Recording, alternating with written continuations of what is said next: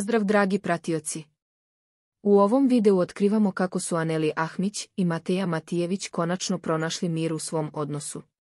Nakon turbulentnih trenutaka, njih dvoje su se ponovo ujedinili i uživaju u nežnostima ispod pokrivača.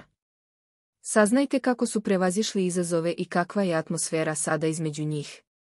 Aneli i Mateja su nakon mnogih nesuglasica naposletku uplovili u mirnu luku. Ponovo su zajedno i deluje da su pronašli ravnotežu u svom odnosu. Ova promjena u njihovoj dinamici donela je prijatnu atmosferu koja ih ponovo povezuje. Ubrzo nakon ponovnog okupljanja, započeli su razmenu nežnosti, uživajući u trenutku pod pokrivačem. Njihovi prethodni sukobi su izgleda postali prošlost, a sada se fokusiraju na jačanje svog međusobnog odnosa. Moje lično mišljenje je da je važno da se parovi suoče sa svojim problemima, a ne da ih potiskuju. Aneli i Mateja su očigledno naučili iz svojih grešaka i sada uživaju u mirnijim vodama. Njihova sposobnost da pronađu zajednički jezik je za svaku pohvalu. Šta vi mislite o pomirenju Aneli i Mateje? Da li verujete da će ovaj put njihov odnos biti stabilniji? Pišite nam vaše mišljenje u komentarima.